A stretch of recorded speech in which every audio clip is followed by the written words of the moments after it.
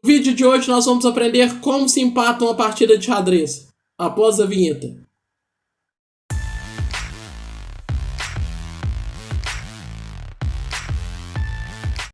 Olá a todos, eu sou o mestre nacional Wesley Silva. Nós estamos aqui hoje para terminar a nossa série Xadrez Sem Segredos, para aprender as últimas regras do nosso jogo, as regras de empate. Existem 6 tipos de empate no xadrez. O primeiro empate, nós nem vamos precisar do tabuleiro. Se chama empate por comum acordo. Basta que eu peça empate e o meu adversário aceite, e a partida está terminada em empate. E lembrando também que nosso adversário não é obrigado a aceitar empate. Se ele disser que não, nós devemos continuar a partida. O nosso segundo tipo de empate se chama empate por insuficiência de material. Vou dar um exemplo para vocês, uma posição em que sobrem apenas os 2 reis no tabuleiro. Essa posição está empatada, não tem mais o que fazer. Um rei não pode chegar perto do outro, então não tem como forçar o checkmate. Da mesma forma, rei e um bispo contra rei também é empate, não tem como forçar checkmate com apenas um bispo. Nesse caso, basta que o rei fique nas casas da cor escura, já que o nosso bispo ataca apenas pelas casas brancas. Então nós nunca conseguiremos dar mate aqui no rei se ele ficar nas casas escuras.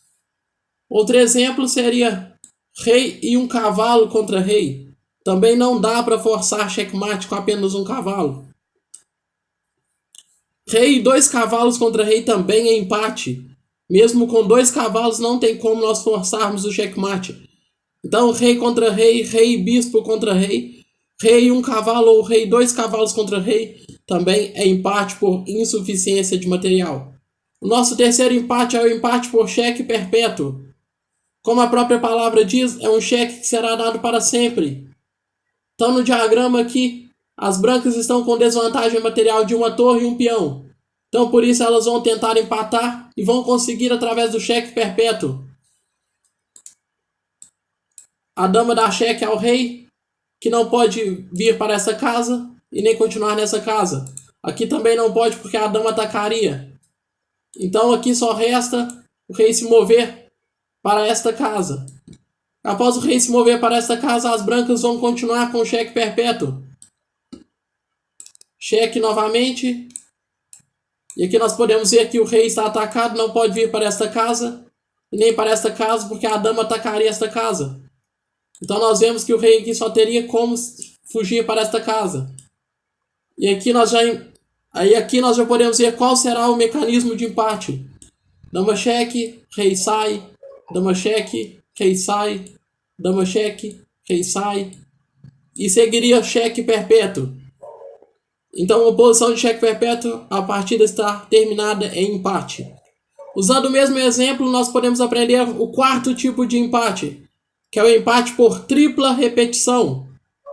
Se a posição repetir por 3 vezes, sendo idêntica nas 3 vezes, a posição está empatada, a partida está empatada. Então, nesse caso, que nós vimos que o rei estava nessa casa, bastaria que as brancas dessem cheque, após o rei sair, cheque. Nós vemos que essa posição está repetida pela segunda vez, então cheque, cheque. Essa posição também repetiu pela segunda vez, e após o rei ir para essa casa, cheque, e essa posição está repetindo pela terceira vez, empate por tripla repetição. Só um esclarecimento que o empate por tripla repetição não precisa ser movimentos sucessivos. A mesma posição, se ela se repetir no lance 1, no lance 20 e no lance 57, exatamente igual nas 3 situações, a posição está empatada. Então, por exemplo, eu poderia dar cheque e podemos dizer aqui, por exemplo, cheque aqui, cheque aqui, cheque, cheque, e a posição repetiu pela segunda vez. E agora vamos tentar repetir essa posição fazendo de outra forma. Cheque, cheque, cheque, cheque. E a posição repetiu pela terceira vez. Empate por tripla repetição. Vamos para o nosso quinto caso de empate. O empate por afogamento. Empate por afogamento é o empate que mais acontece com os principiantes. E ele acontece quando o jogador que tem a vez de mover não está em xeque, mas não tem nenhuma jogada para ser feita. Então nós podemos ver o exemplo do afogamento caso as brancas fizessem o seguinte lance. Esse lance afoga o rei negro. Agora nós vamos ver que é a vez das negras se moverem. O rei não está em xeque, mas ele não pode se mover nem para essa casa porque a dama daria xeque, nem para essa casa porque a dama daria xeque, e nem para essa casa porque a dama também daria xeque. O rei negro não tem lance e as negras não têm nenhuma peça para se moverem. Então, empate por afogamento. Caso as negras tivessem algum movimento, isso não seria empate por afogamento, devido ao que poderiam mover o peão. Mas, por exemplo, se tivesse mais peças, mas nenhuma das suas peças se movessem, como no seguinte exemplo, seria empate por afogamento da mesma forma. Podemos ver que nesse exemplo o rei não pode se mover, e é importante lembrarmos que o rei não está em xeque.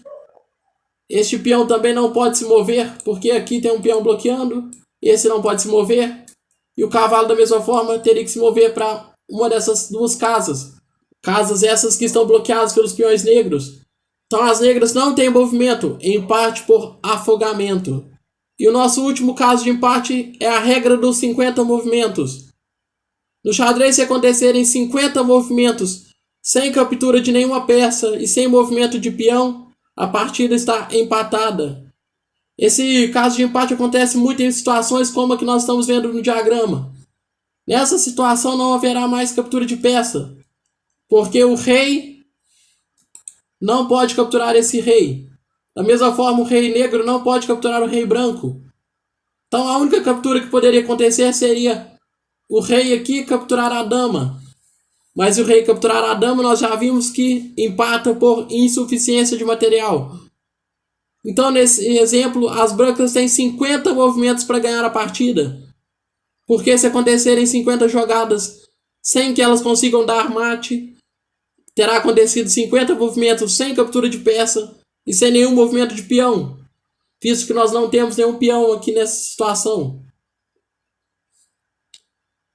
Mas lembrando que se houvesse um peão e nós estivéssemos jogando, nós vamos fazer movemos e movemos. Contamos o movimento 1, 2, 3, 4.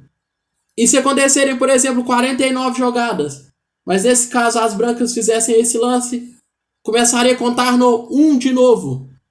Então vamos imaginar que será feito mais 49 jogadas.